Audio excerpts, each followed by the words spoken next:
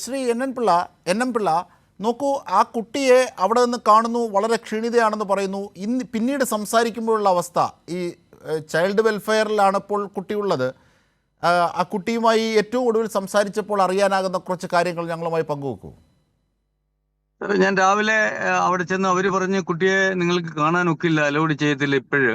കാരണം അതിനൊരു കമ്മിറ്റി ഉണ്ട്, കമ്മിറ്റി വന്ന് 12 കഴിഞ്ഞേ കാണാൻ ഒക്കൂ, അതും കുട്ടിയെ കാണാൻ ഒക്കില്ല എന്ന് പറഞ്ഞു. അപ്പൊ ഞാൻ വേറെ ഒരു റെക്കമെൻഡേഷൻ വെച്ച് ഞാനും എന്റെ വൈഫും കൂടെയാണ് പോയത്. കാരണം ഒരു സ്ത്രീകളുള്ളപ്പോ അതൊരു ലേഡീസ് ഹോസ്റ്റൽ പോലാണ്. അപ്പൊ ഞങ്ങളെ അലൗഡ് ചെയ്തു. ഞങ്ങള് ചെന്ന് കുട്ടിയെ അവര് വിളിച്ചു വരുത്തി. ഞങ്ങളെ കണ്ടപ്പം തന്നെ ആ കുട്ടിക്ക് ഭയങ്കര സന്തോഷമായി. കഴിഞ്ഞ രാത്രിയിൽ ഞങ്ങൾ 2-3 മണിക്കൂർ ആ കുട്ടിയുടെ കൂടെ ചിലവഴിച്ചിരുന്നു.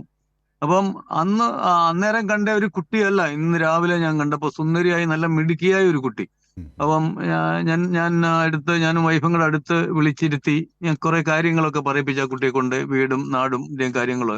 അപ്പൊ അത് പറയുന്ന കാര്യം ഇത് നമ്മള് ഐഡന്റിറ്റി വെളിപ്പെടുത്തണ്ട. ആ കുട്ടി പറയുന്നത് അമ്മയുടെ അടുത്തോട്ട് പോകാൻ അല്പം പോലും താല്പര്യമില്ല എന്നാണ്. അച്ഛനെ വലിയ ഇഷ്ടമാണ് ആ കുട്ടിക്ക്. അമ്മ ഉപദ്രവിക്കും. അതുപോലെ വീട്ടുജോലികളെല്ലാം ഞാനാണ് ചെയ്യുന്നത്. എനിക്ക് പഠിക്കണം. ഞാൻ 7ാം ക്ലാസ്സിൽ പഠിക്കുവാണ്.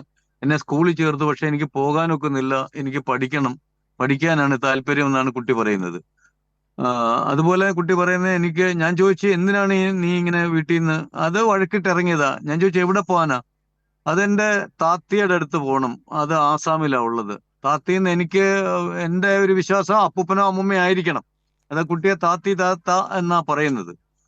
അങ്ങനെ കുറെ നേരം, ഒരു ഏകദേശം 20 മിനിറ്റോളം ഞങ്ങൾ രണ്ടുപേരും ആ കുട്ടിയായിട്ട് സംസാരിച്ചിരുന്നു. അത് വളരെ ഹാപ്പി ആയിട്ട് ഇന്നിരിക്കുന്നു.